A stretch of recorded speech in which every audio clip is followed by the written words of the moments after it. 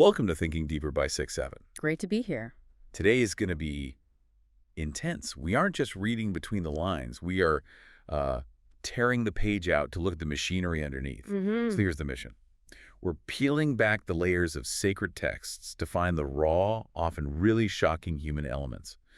We're talking about how sexuality, fear, and the thirst for power may have actually constructed the very idea of God. We're asking a huge question. Is the divine just a mirror of our own biology? Exactly. And to do that, we're diving into the work of Trond Dursun, specifically his book Religion and Sexuality. Anderson is such a fascinating figure. He's the ultimate insider. This wasn't some outsider taking shots. The man was a mufti. He was deep inside the religious establishment for years before he turned around and just started dismantling it. Right. He knew these texts, the Torah, the Bible, the Quran, arguably better than the people defending them. And that's what makes his critique so potent. It's not from ignorance, it's from expertise. His whole thesis seems to be that these holy laws and stories, they're not from the heavens. No. He argues they're reflections of ancient human culture, specifically our need to manage fear and, control society. So we're looking at Dursun's argument that religion is, at its core, a human invention. Precisely. Okay, let's get into it. The book starts with, it's an anthropological sledgehammer. It doesn't start with revelation. It starts with the evolution of belief itself. It starts with fear. The source material, pulling from Gerbu's Tufekci's work, argues that the concept of God wasn't some philosophical discovery. It was a coping mechanism. For what? For everything. Early humans were surrounded by things that could kill them: storms, predators, disease, the dark. They were terrified and had no science to explain any of it. So you create a spirit for the thunder so you have someone to bargain with. Exactly. You give it a personality so you can try to appease it. But here's where it gets really interesting with gender. Dursun points out that in the early stages, the main deities were female. The mother goddess. The mother goddess. Which makes total biological sense. If you're an early human, the most magical thing you see is a woman literally creating a new person out of nothing. It's a miracle, right? Women were fertility, the source of life. But then something shifts. The source points to the Neolithic Revolution as the big turning point. This is when we get agriculture. Agriculture and, crucially, the plow. I love this detail. The idea that a single farm tool could change the gender of God. Well, it's what the tool represents. The plow needed a lot of upper body strength. So the economic center shifts from gathering, which women could do, to heavy farming and then defending that farmland. War becomes central. So men take over the fields and they take over the fighting. And as men become the dominant force in society, the gods change to look just like them. We go from nurturing mother goddesses to these aggressive warrior male gods. We created God in our own image. When society became patriarchal, heaven became patriarchal. That's Dursun's argument. Which brings us to monotheism, one God. We usually frame that as a kind of spiritual evolution, a step up, but Dursun says it was just politics. Pure politics. He calls it the imperialism of the ancient world. If you're an Egyptian pharaoh, say, with the cult of Amun-Ra, you want to consolidate power. You can't have 1,000 little tribes worshiping 1,000 different local spirits. No, you want one king, one empire. And therefore, one God to rule them all. It's the ultimate centralization of power. And this Egyptian model was the blueprint. The source argues it was the blueprint for Moses and the Israelites. It was about nation building and control, not necessarily divine truth. Okay, before we dive into the specific stories, because we have some really controversial ones coming up with Adam and Eve and the prophets, I just wanted to take a quick second. If you like my channel, please subscribe and press the like button. It honestly helps us keep these deep dives coming. It's the best way to support what we do here. Okay. So, thesis established. God as a projection of human power. Now let's get into the greatest hits of the holy books. We have to start at the beginning. Adam and Eve. Dursun just completely deconstructs this myth. The rib narrative, for starters. Right. Eve isn't created on her own. She's made from Adam's rib, bone of my bones.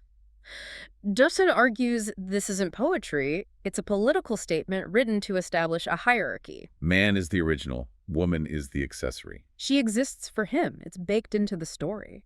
But the part that really got me in the notes was the forbidden fruit. We all think of it as an apple, but Dursun says that's not it at all. He argues, and he's supported by quite a few scholars on this, that the forbidden fruit is a metaphor. For what? For sexual intercourse. A fruit is sex. Think about the evidence in the text itself. Before they eat the fruit, Adam and Eve are basically children. They're innocent, they're naked, they feel no shame. They're also immortal. Okay. But the second they eat the fruit, what's the first thing that happens? They realize they're naked. They cover themselves up. They gain sexual consciousness. And what's the punishment? Mortality. But the trade-off is reproduction. Durson sees this as a mythological explanation for the human condition. So the choice was immortality in paradise. But without sex or children. Or you choose sex, you get to create life, but you have to die. That's a much deeper choice than just not eating an apple. It's about becoming a biological animal. And Durson points out this isn't even an original story. He traces it straight back to Sumerian myths, like the Epic of Gilgamesh. Enkidu, right. The wild man. Exactly. Enkidu lives with the animals until he has sex with a temple prostitute.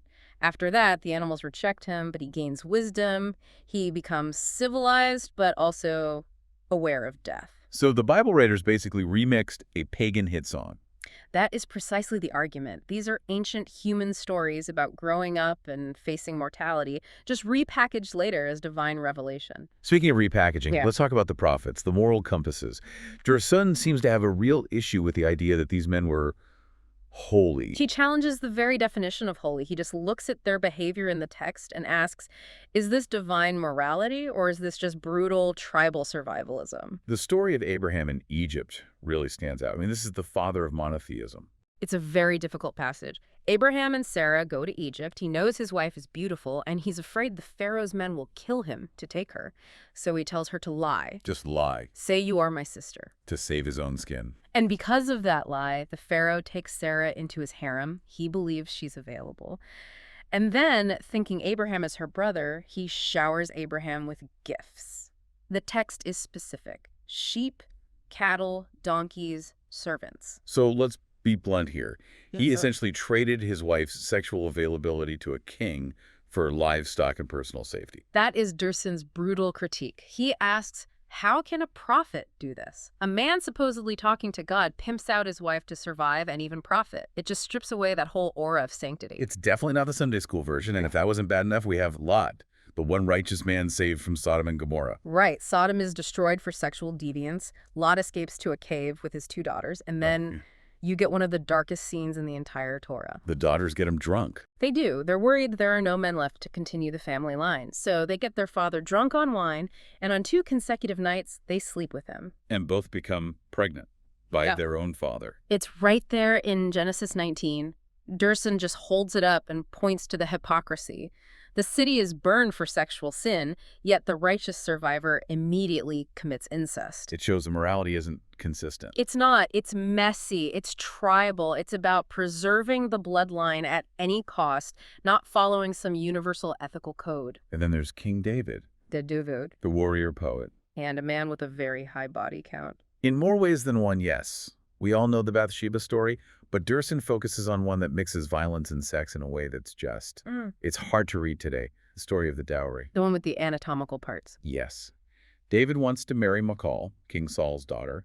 Saul, who wants David dead, sets a trap. Yeah. He says the dowry is 100 Philistine foreskins. He's asking for proof of 100 murders. Basically, he assumes David will die trying. But David, being this brutal warrior, goes out and kills 200 Philistines. He comes back with 200 foreskins and dumps them at the king's feet to claim his wife. It's a world where women are a prize you buy with mutilation. Durson just uses this to ask a simple question. Is this the behavior of a holy man guided by God, or is this the behavior of a Bronze Age warlord? And he argues it's clearly the latter. These are war stories, not moral fables. This all seems to feed into the book's broader theme, which is the control of women. We've seen Eve from a rib, Sarah as a bargaining chip. Michal as a prize bought with body parts. It's a pattern, the femme fatale archetype.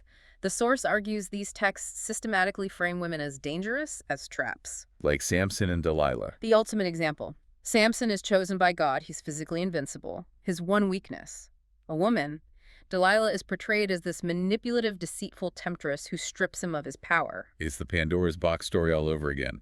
Woman brings ruin. Exactly. The message to men is control your women or they will destroy you. And Durson says this isn't just in stories, it's codified into law.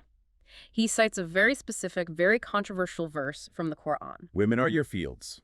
Women are your fields, go to your fields as you please. That imagery is so stark.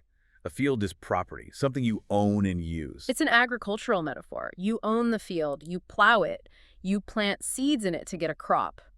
Durson argues this verse reduces women to reproductive tools owned by men, justifying total sexual access and control. And Durson contrasts this with his own Turkish heritage, doesn't he? He does. He argues that before adopting these Semitic religions, ancient Turkish societies were more egalitarian.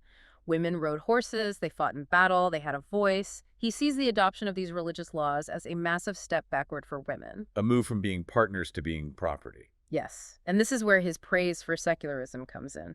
For Durson, it's not just an abstract political idea, it's about liberation. He talks about Ataturk's reforms in Turkey. And he praises them as a necessary human rights intervention. He argues you simply cannot liberate women while remaining strictly faithful to these texts. The only way to restore their status was to break the link between God's law and the law of the land. Because if it's God's law, you can't argue with it. But if it's human law, you can debate it, you can change it, you can improve it. Secularism allows morality to evolve. Theocracy freezes it in the Bronze Age. Wow. Okay, we've covered a lot, from God being an invention born of fear, to monotheism as a political tool, to the very human behavior of the prophets, and finally to the systemic control of women. It's a heavy journey through these texts. So when we step back and look at Durson's work as a whole, what's the big takeaway from this deep dive? I think the core message is that we need to stop seeing these texts as magical. Durson strips away the divine layer to show us the raw humanity underneath. He's arguing that God, as described in these books, is a human construct. A tool. A tool. Created by ancient men to explain a scary world, to justify their power, and to control their society, especially its reproductive capacity, which means controlling women. And why does this matter to someone listening right now? Because millions of people still live by these ancient rules. Laws are made based on them. Votes are cast. Durson's work challenges you to realize that when you appeal to Scripture, you might just be appealing to the anxieties of a man living in a tent 3,000 years ago. It forces you to take responsibility for your own ethics. Instead of outsourcing them to an ancient book, yes. That's the goal, critical thinking. And that leads us to our final thought. We've seen how flexible morality was for figures like Abraham and David. Yet they're held up as the gold standard. So here's the question we want you to think about. If the roots of so much religious morality are actually based on Sumerian myths and the political needs of ancient kings, what does that mean for our modern sense of right and wrong? Does sanctity come from the text, no matter what it says? Or does it come from us, from our ability to look at these texts, understand their very human origins, and make the choice to be better than them? Something to chew on. Indeed. That is all for this deep dive. Thanks for listening to Thinking Deeper by 6-7.